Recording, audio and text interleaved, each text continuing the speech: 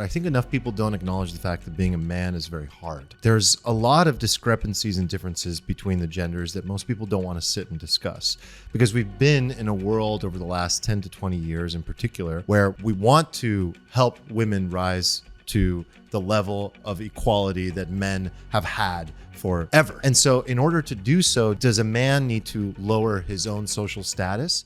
Welcome to episode 42 of the Alfalfa podcast. We're here to talk about masculinity. Where have we gone wrong? Where have we gone right? Where are we going next? I'll tell you where I went right. I grew a beard. I grew a beard in the last couple of days. He did. I'm a fucking man. Well done. I mean, that's pretty cool. How long did that take you? First Asian to ever grow a beard. Put it on my epitaph. No, it looks incredible. Let's be clear. This isn't some like meta discussion on masculinity. This is very much about the fall of masculinity, the demise of men in America, maybe worldwide. What we see. Can we blame it on Nick for having no beard? I'm trying. All right? He's not helping. Try harder. Squeeze it out. I'm trying to squeeze it out. Flexing. He's definitely not helping. Did you see what Steven said? He got targeted. What ad he got targeted with today? Oh, painting a beard on your face? Yeah, what was it? It was a marker. It's like a marker that you can like fill in. Oh, they sell beard pills on the internet. Yeah. No, Before we say it's my fault, let's just talk about who can deadlift what, and then we can settle this pretty He's back. quickly. Masculinity's back. Wait, Sorry that I don't have your black market salts. How much can you deadlift? I'm curious. Are you allowed to disclose that? Nope. Let's keep moving. Okay. No, the man can lift. That's obvious. And he can kick. Holy 5 shit. times body weight. No, straight up. That would be 500 pounds. All right, so for Nick, masculinity is kicking. Yeah. For me, it's a beard. Now you, Eric. No, let's be cool, and let's be clear to Steven's point about what we're talking about here. The demise. You notice a demise in masculinity? Yeah, I feel like we talk about this a lot, and it's a common thread in a lot of cultural stuff that we touch upon. Like it feels to me like for a long time now, there's been this kind of systematic, persistent decline in the American man, right? And maybe it's happening around the world too, but we live in America. This is my perception of stuff. And I wanted to pull some data and bring those feelings to light in a more quantitative way. And some of the stats are crazy, right? So I think when we talk about being a man, one of the things people most associate with it is testosterone, right? Mm-hmm. Like T levels. Where are we at? All-time L's.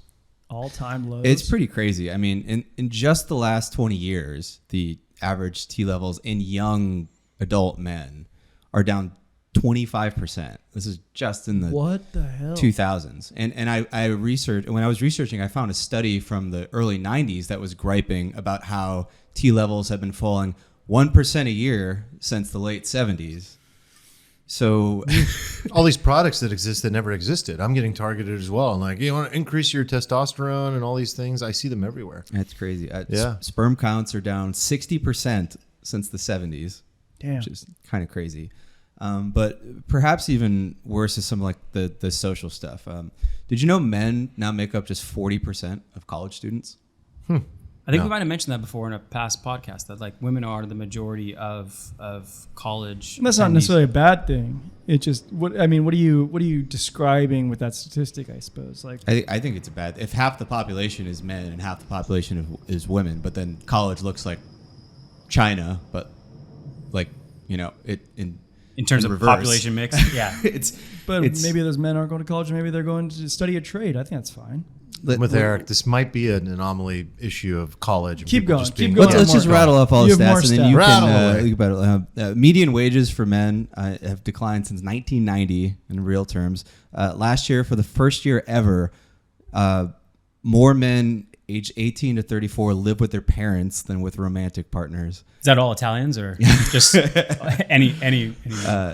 Deaths of despair from drug overdoses, alcohol, suicide are up as much as 380% a year in the last few years, depending on the specific age cohorts. And even in the best age cohorts, they're still up 50%. 90% of prison inmates are men. Women outnumber men in college, yes, but they also far outnumber them in graduate school, law school, and even medical school now. It just seems like everywhere you look, men are objectively on the decline. I'm curious if you guys agree with this, if you have any hypotheses as to why this is happening? I don't know if this is directly correlated to what you want, but something that I've mentioned before that might be another opening to just kind of leave out there is that I think enough people don't acknowledge the fact that being a man is very hard. And there's a lot of discrepancies and differences between the genders that most people don't want to sit and discuss, because we've been in a world over the last 10 to 20 years in particular where we want to help women rise to the level of equality that men have had for ever, literally forever. And so in order to do so, does a man need to lower his own social status? I don't think so. I think that that's the approach that we've taken. And the part that we haven't done a good enough job of is actually acknowledging how difficult it is, even if we wanted to be equal, even if we wanted the same level of opportunity, that actually, no matter what, unless we literally became so similar in our social status and in our lifestyles that the only thing that differentiated us was our genitals, then you would get to a place where you could say, okay, being a man is no harder than it is to be a woman. That means that the same number of men should enter the military as women. That means that homelessness should be equal men and women. That means that every area of life, suicide should be equal men and women. Because the reality is that being a man is very hard. And I think the reason that it is very hard is because forever, men have been the providers. And that role of provider comes with a high level of risk and responsibility of being out in the world, killing, getting it, whether it be money or food or success, in order to provide. And that aspect of life in which you have to go out and become as educated as possible, as rich as possible, as successful as possible, and put yourself out there to even go and say, if there's a war, I'm going to be the one to step up and protect my women and children, is massive. You use the term killing it. And literally killing it. Like there is typically one gender that's going out and fighting the war, like Correct. Literally killing it. Correct. And that there is not enough recognition of these facts to start the conversation. I know this is not meant to be a gender episode. We'll do that one day as well. But what I really am saying is, like, if we are going to discuss masculinity at all, it's important to just recognize that masculinity and being a man in this world is challenging. It is hard. This is a game of hierarchy. This is a game of social status. This is a game of alpha wolves and monkeys and apes all competing to climb and ascend the ladder. So let's start with those facts, because that is what is being eradicated from society as a whole, is like this need to climb the ranks and be better, and competition as a whole is what I think is one aspect of things that is like getting shut down. I like where you both went there. I mean, on the one hand, you have the statistics of like T levels dropping over decades, and I don't have an answer for that right off the top of my head. But what I do know is like how we all grew up as men, and let me just set the record straight. It's not easy being a woman either, right? Both genders have their own set of struggles, and I think what you're alluding to is that like we're only catering to the women's struggle on like a cultural basis is what I'm hearing, and I think that's actually mostly true actually. Like and where I stand on that is like nature is fucking brutal. Like you follow like Instagram, like nature is metal. Like you see the predator killing the prey, and it's fucking alarming to watch. And you watch that with your eyes within our civilization. You're just like, oh my God, like how can this happen? And you're like, but this is actually what the world is. Mm-hmm. So when I think of that and I think of masculinity, it's like, well, how we grew up as men was a little bit more nature is metal kind of vibe, where it's like girls have females have it tough now because like they're fighting against a system that was sort of against them for decades, here in the United States, but even more so abroad. And, what we deal with that I think is overlooked is that like, when you're a young man, like there is a hierarchy in a very physical sense. It's on the playground. On the playground, like day one. Like you get your hierarchy sorted physically. Yep. And like women don't appreciate that. Like if you're not like the biggest guy on the playground, like you're getting tossed, you're getting beat up, and you got to figure out a way to deal with that physically. Right.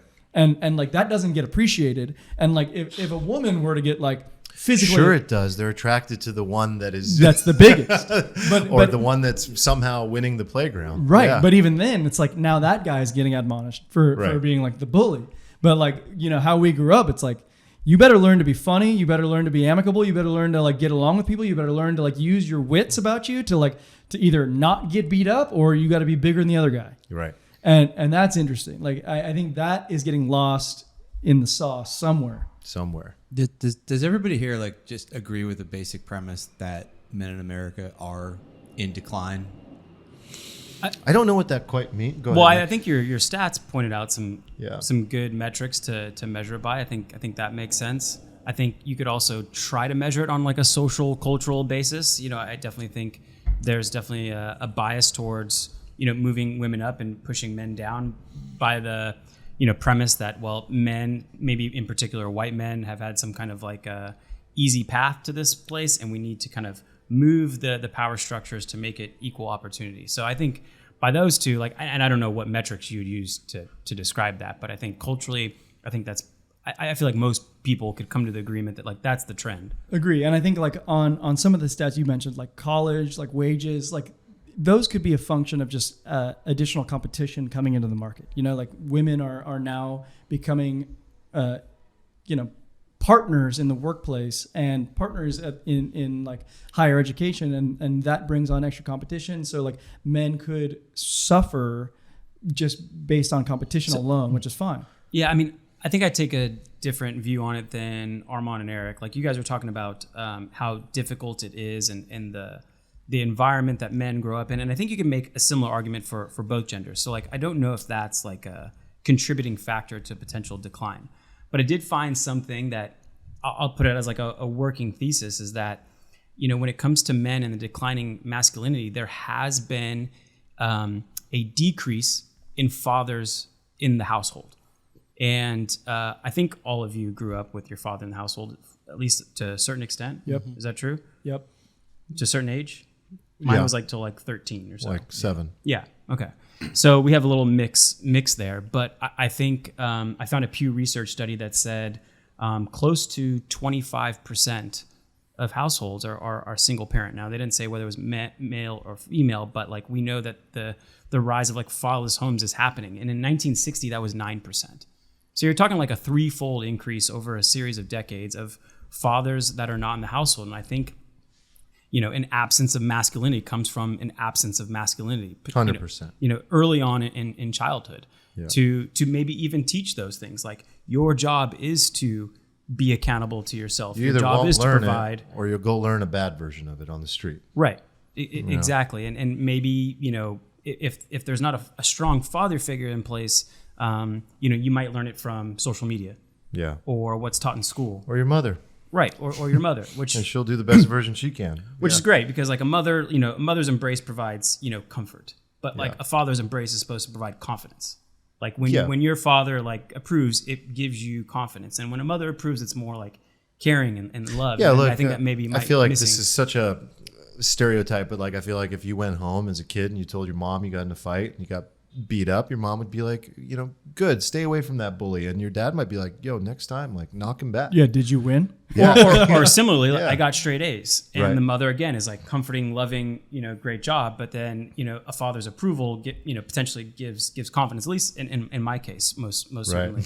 And so I think that's important, and that's been missing. And the timelines kind of match up when you think about some of the metrics that Stephen talks about. So I think that, and I think one part of being masculine is being a good father. Like none of us have kids yet, but that is part of masculinity, is like being a present, proactive father and doing a good job of it. And I think the lack of that has created some downsides. What about like the cultural perspective? Like how people view masculinity. I feel like even that is on a decline, where people like look at at masculinity as sort of a negative. Yeah, I love where you're going. For my brain, this is such a big topic that I almost feel like if we could parse it out a little bit, it would help me. Because, like, for example, the testosterone thing with masculinity for me feels like a massive thing that we could go into, and we could look at all of the lifestyle habits, nutrition, mindset habits, psychological changes that have taken place over the last fucking 50 years even, and how those have changed and are in decline. And we probably would never be able to segment out what really is the culprit here. It's probably a compilation of all those things. But the cultural aspect, and the only reason I brought up the whole like being a man is hard thing is just because I don't hear that a lot. I don't hear that enough. What we do hear is that, and where I'm very sympathetic is that, you know, I grew up with a single mom. I have so much compassion toward women. I've grown up in a place where it's like respect women, women equality. I have a very strong mother who's extremely successful. And so I've learned that part. What I did not see coming is the change that has taken place in masculinity. And it's actually kind of happened right before our eyes over the last 10 years while we've been men. And what I've seen take place is like, very simple. Psychologically, in order for women to be equal to men, it comes as a cost to men. That's the simplest version of what I see. It's like, okay, the patriarchy, that's the problem. That's who rules. Like, that's who has been in charge. That's who is taking from us. That's who's mistreating us. I'm speaking like if on behalf of women and society at large. And these fucking people have been in charge of every single industry, every single institution. They don't let us climb up. They don't give us the equal opportunity that we deserve. And therefore, we need to fight. We need to strengthen our voices. We need to rise up. We need to point out the flaws in men. We need to point out the things that are toxic in the systems that we see. And in order to do so, it's almost like a machine gun ripping off the heads of every single person rather than a sniper to go in and say, okay, this is a problem specifically right here with you and your behavior. I am not okay with that. And that's a line. And that would be good, because then we would actually have society being like a feedback loop of like, that's not good behavior. That's toxic. Let's get rid of that specifically. But what we've done instead is we've taken a sledgehammer and we've reduced all masculinity down to nothing. It's just like everything you do is inherently wrong. It's kind of like our racism episode. It's like white guilt. It's masculine guilt. It's masculine guilt to me. I feel like it's gotten to a place where most of the things that made us who we are admonished by society as a whole. In particular by certain types of women, certain types of people in the feminist movement. And it has gone from a place where it was extremely healthy and needed because it was nothing. There was no level of camaraderie and connection, and like there was no power, to all of a sudden just becoming this overpowering movement of like everything the other gender does is wrong and broken. And I'll kind of end this point with this quote. Masculinity isn't toxic. It's men who aren't masculine who are toxic. Weak little men use and abuse women instead of protecting and loving them.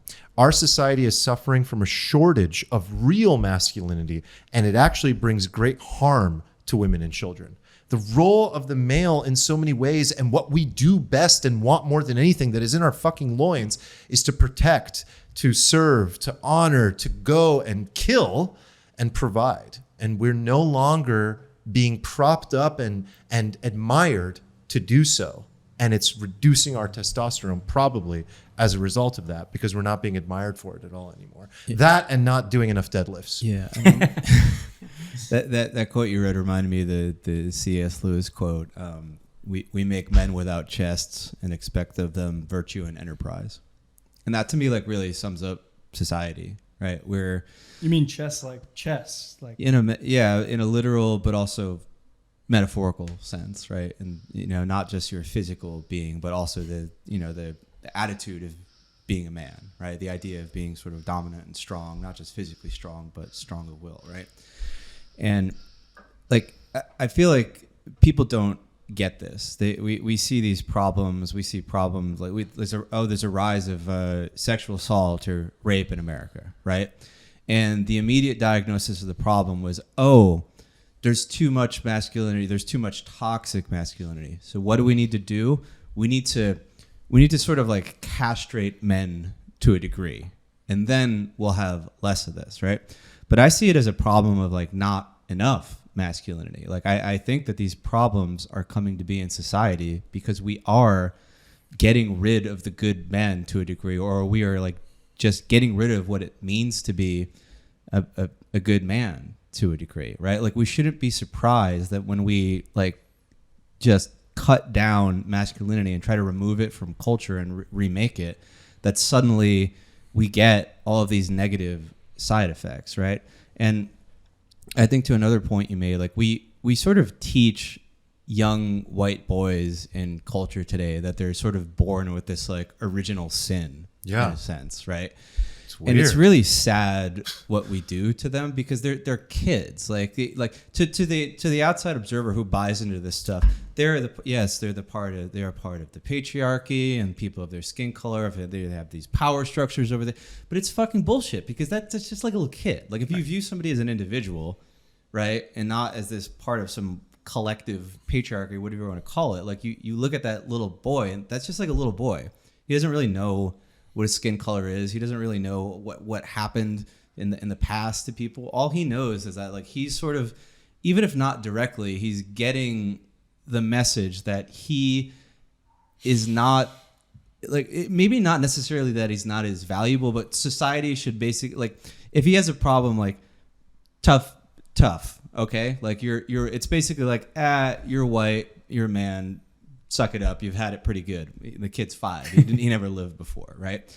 And like all of the messaging you get in culture these days, right, is very kind of like anti-white male. It just is. And I think a lot of this comes from a good place. We want to raise up women, we want to raise up minorities, we want to raise up like these other people in society who haven't been participating. But to again, another point you made, there are 2 choices we can have, right? We take a choice between equity and equality. And when you choose the point of equity versus equality, you have a very nasty outcome. Like when I think of equality, it means that everybody has sort of the same opportunity. Like we're not measuring the outcomes, but we want everybody to be able to achieve what they want in society. When you take like an equity-based perspective, all you're looking at is the outcome. Wait, how many women are in college? How many women versus men are here? And that leads to a zero-sum mentality where you're not trying to boost the women, like because you can achieve equity by one of 2 ways. You can boost women, or you can cut down men, or even better, a combination of the 2. And I think like our path to choosing like equity versus equality has led to a lot of areas where we are cutting down like men in our culture, sometimes without knowledge, or unintentionally to raise women, with the best of intentions, I think most of the time, but it's producing very nasty results. Like, and this might be just like too on the spot, but do you guys have examples of feeling like you've been cut down as a man, sort of castrated, using your vernacular? Like, no, because I refuse to. But like, just that was my immediate answer in my head. Yeah, because hell no. So come get these balls. So like.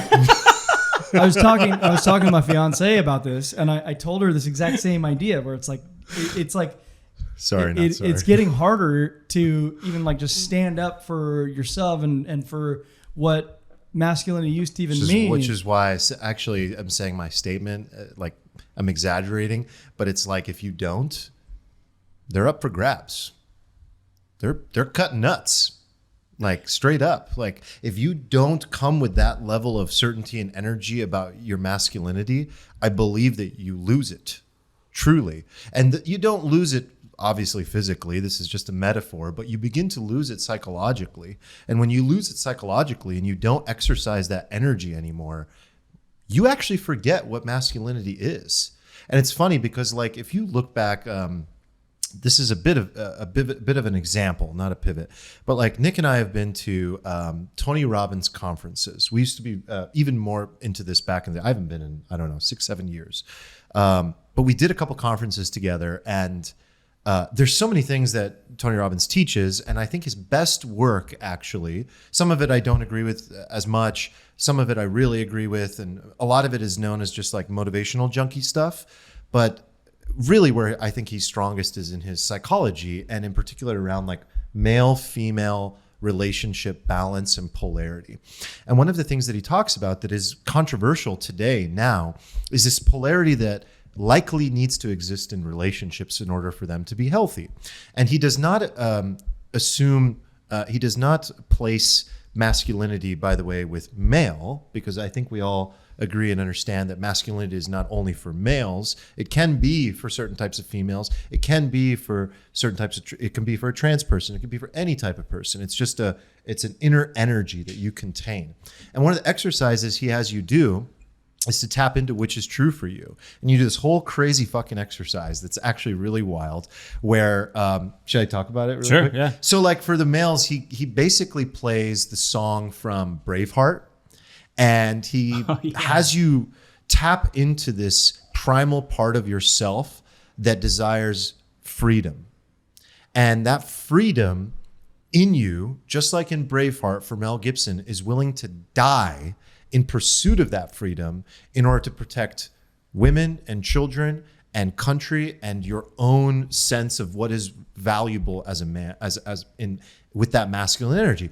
And when he does that, 95% of the people that stand up are men by gender or by expression, or however that all, should be said properly. I really don't know that stuff. And I don't say that stuff, by the way, to make a joke. I don't know the right way to talk about that stuff. Maybe we can expression, just gender, all that. Yeah. And for the female energy, the feminine energy, he plays like this desert trance, sexy kind of song. Tribal. Yeah, really primal as well. And women get up and they're like in a state of flow. They're in a state of movement. They're in a state of freedom of that chaotic, beautiful energy of what it is to be a woman. Why and how can a feminine energy thrive at all? Only in the safety of that strength of masculinity. See, the strength that masculinity creates of, I will die for you, I will go to this war and protect the women and children of this community, is what I think allows so many women to feel loved and safe and protected. Every single time my wife and I get into an argument, this is for you, if she's listening, is because there is this chaotic storm that comes out. Because women tend to be more neurotic trait, behavior, like expression of personality than men. This is something that is just clearly in the literature. There's higher levels of neuroticism in women than in men. We should stress that this is literally a psychological term. You're not using it in a disparaging way. Correct. Yeah. Like trait neuroticism. Because neuroticism is taken a very negative. Yeah, no. This is just a personality trait. We all have certain levels of neuroticism. Yeah, thank you for that. Like mine is like a whatever percent of my expression compared to other people in a room. So yeah, and it's healthy to a certain degree, but it's higher in women. When they exhibit that proper masculine energy that shows up to create this sense of like groundedness and holding the space, and I can hear you, and I'm not going anywhere, and I'm going to stand firm and like in the storm. What does that do? It lets the storm pass. And then as the storm passes, she kind of goes back into that safety net of expression. All of this to say, I believe that's what the most healthy relationships look like. There's this polarity between the two, whether it's the man, masculine and feminine. Exactly. Yeah. Masculine and feminine. And it's funny because when I posted that quote that I said like earlier, I had all these women. I ended the quote with, what do you all think? This was like on Instagram a year ago or something.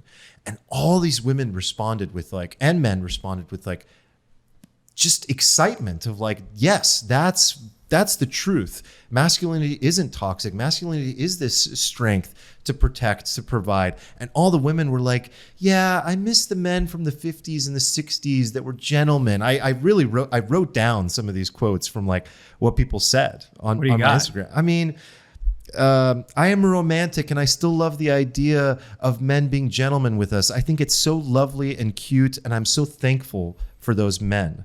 And then another one is like, it's longer, but yeah, I'll leave it at that. But there was a bunch of examples just like that. Can I go? I think it's like a beautiful example of this, and maybe my experience is a little more unique because my mom was the breadwinner of my household.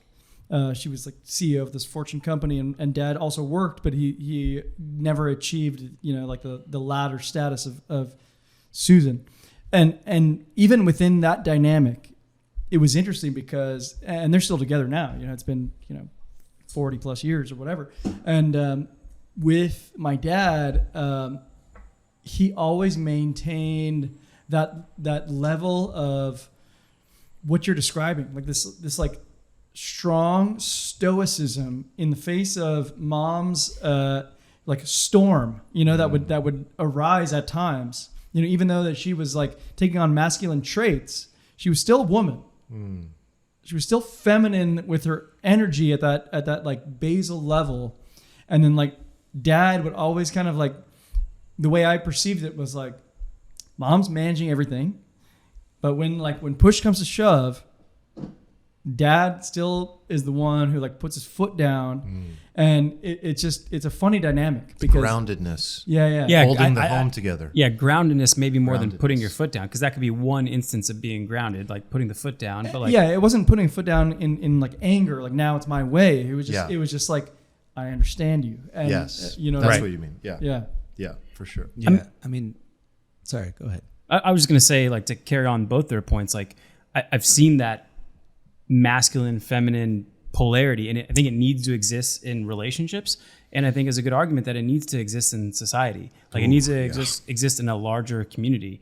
And we've abstracted away from that because there isn't this like hunt and gatherer activity. There's lots of technology and different things happening, but I still think that needs to exist. And I still go back to like, I think it starts in the home that you grow up in, and it needs to be taught like from a young age that it's okay to be masculine, it's okay to be feminine. And both of those versions express themselves fully when the other is present and being the best of itself.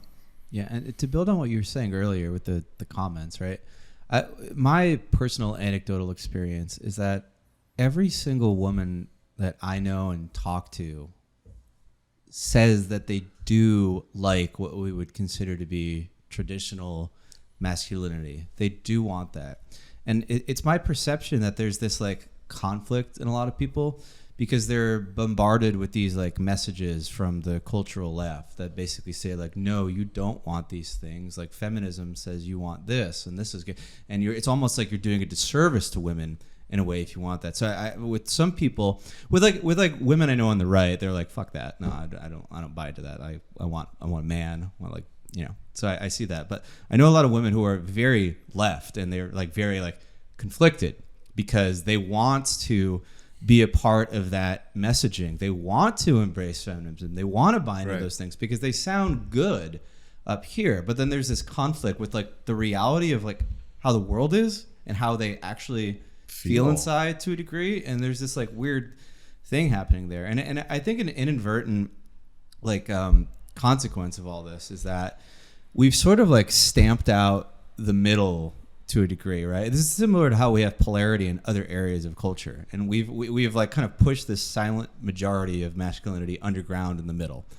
and then we get this like kind of vocal things popping up on the ends. Like on one end, we have what the people would like kind of disparagingly refer to as like the soy boys online. If you follow the culture, I've never like, heard of that. Really That's like emasculated, like they're wearing like the pussy hats and like the parade and like and like just all the stuff. And then, but on the other end, you've seen this like rise in like this almost like hyper masculine, super like populist, like almost like alt right, like kind of like thing as like a response to this. Like, and this ties into like Andrew Tate, I think, is like a good example of this, right? Like he's obviously striking a nerve with people. Like his rise, I think, is like correlated with a bunch of people feeling like, what the fuck? Why am I being displaced by society and like being told, if not directly but indirectly, but that I don't have value and my basic instincts are wrong?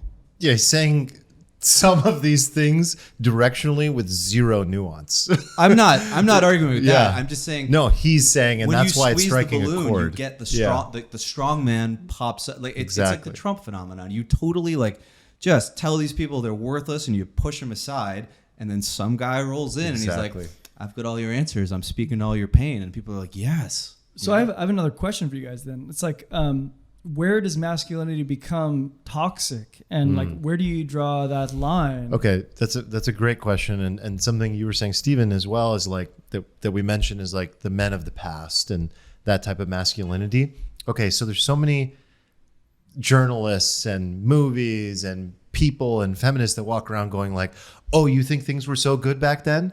Men would smack women. Great example.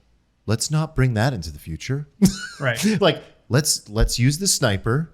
Let's like look at the movie from the 60s and the way like if you watch a movie from the 60s, there's all kinds of stuff that happens in that movie Super misogynistic. that is super misogynistic. Yeah, and we want to eliminate all of that. Let's go in with our sniper and cut those things out because they're antiquated. Yeah. They're old. They're disrespectful.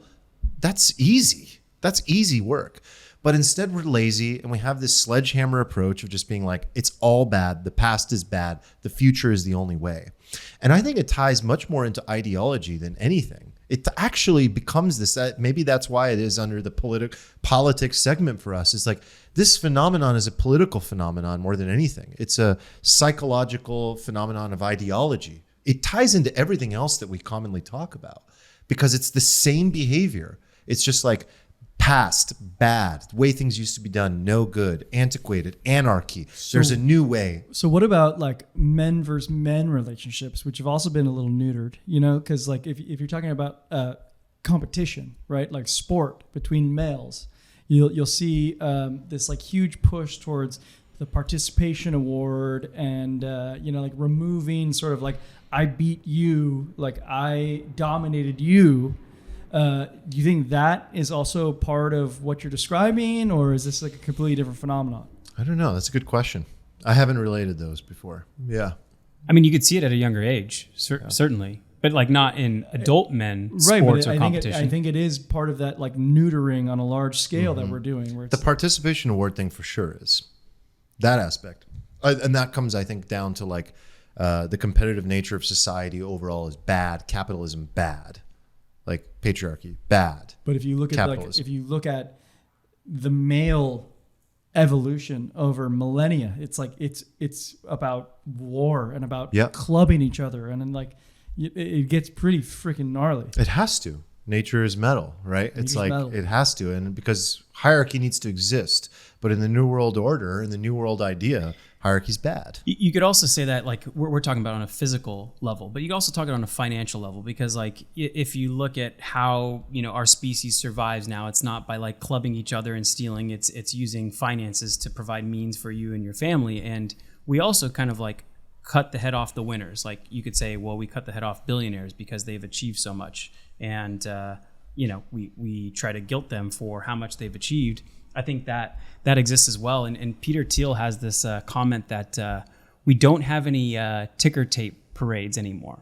You never see individuals, heroes being celebrated. Oh, wow. You know, for individual accomplishment. We don't have like... You'll have one for the Golden State Warriors for winning the NBA championship. Sure, but like individuals, when have we like cleared the streets and like celebrated individual accomplishment? And he argues that is missing, and he would like to see that come back because it represents something larger rather than celebrating the individual's accomplishments that like we're missing. And I think there could be some tie-in to like, you know, missing masculinity. We don't celebrate experts in general anymore, and that might be correlated to that. Yeah, we certainly put down success. Like as soon as we you celebrate experts too much. Really? I feel like every time I'm on Twitter and I see the right comment says experts say, I'm like, oh God.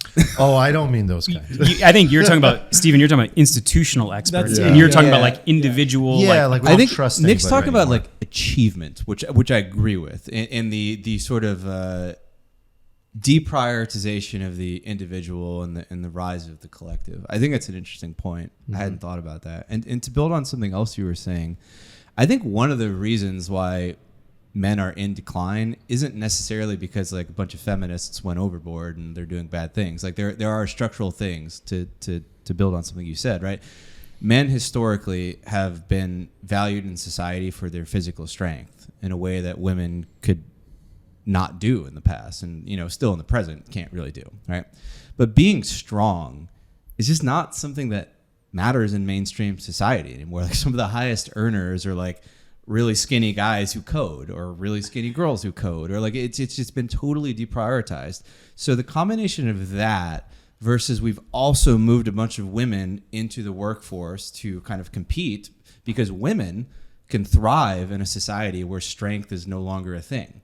right? And then you add social media into that mix, where women with their sort of like social prowess, which they have in just droves over men, right? Right. That's been their source of strength. We've actually boosted that to crazy levels now, right? So you factor all that together, and it's like you have a very, very nasty recipe for why a lot of men might be displaced and feel like they're without purpose. And I think we are adding fuel to the fire by kind of telling them, in addition, that they're not worth anything. And to, I think some of feminism definitely does go a little too far, right? Like you never see protests about the fact that you hear about like the median wage all the time, but you never hear anybody want to break it down by profession, and you never hear anybody say that we should have the same number of female ditch diggers and female coal miners as males, right? So there is this perception in this like kind of downtrodden male online community that's like, what the fuck? You just want equality when it's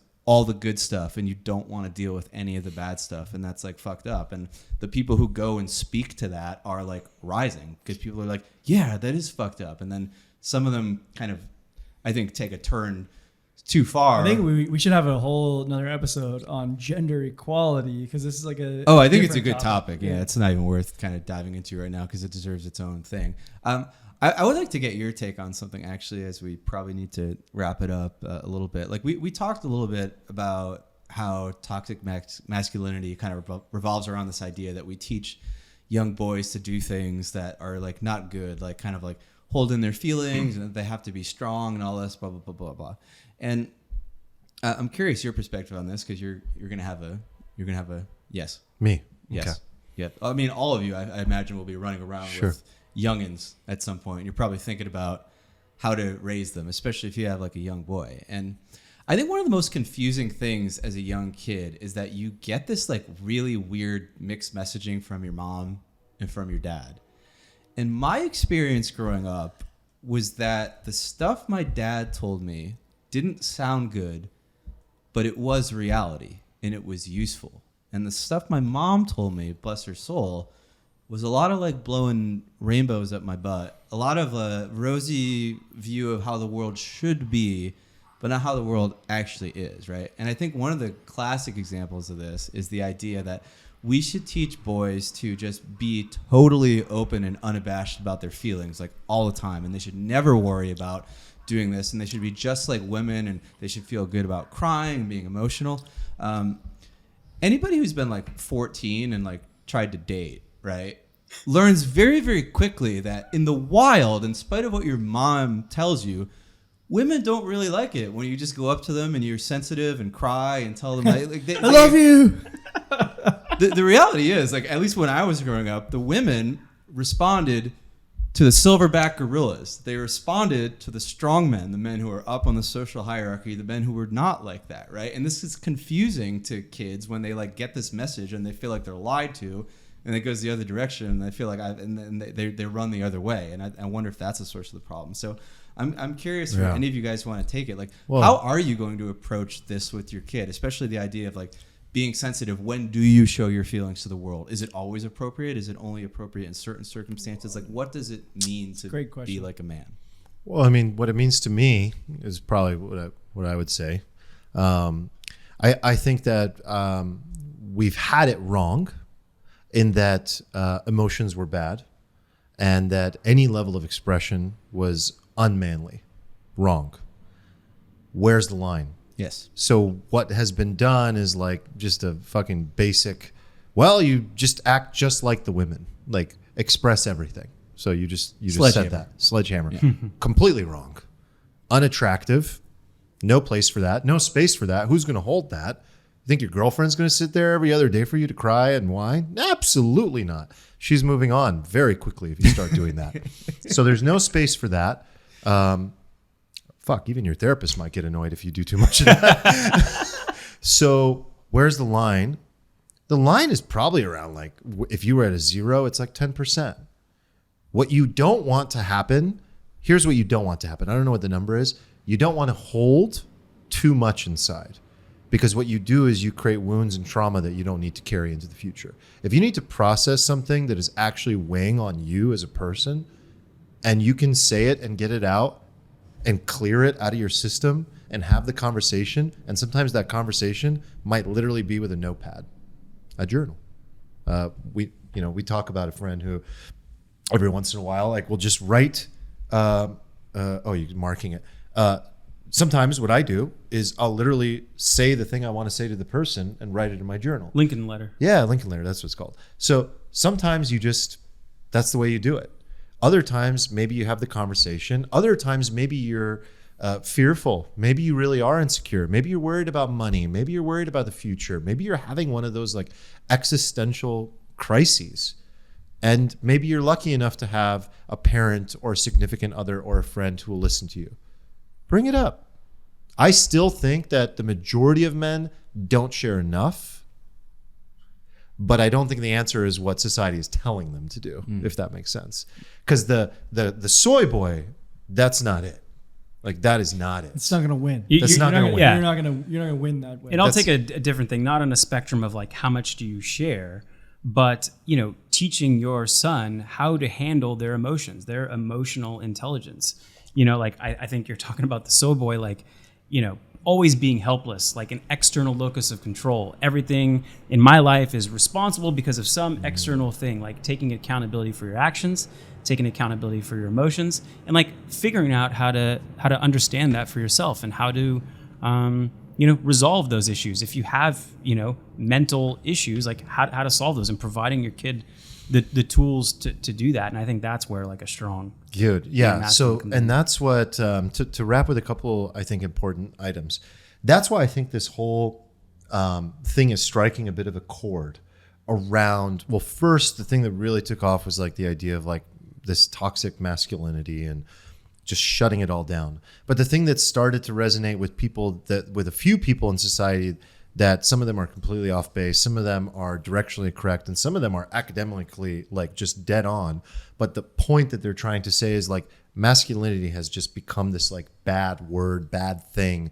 And so when someone comes around saying like there is a way and there is a path and it requires responsibility and accountability and solving your own problems, and that there is a bright future ahead for you, that feels good to hear that again after maybe a lifetime or a decade of hearing that you're kind of nothing and that you don't really see much of a future for yourself. So I think that's very important and interesting, and that's why it's striking a chord. But one resource that really helped me, I don't know if you guys have read this book, The Way of the Superior Man.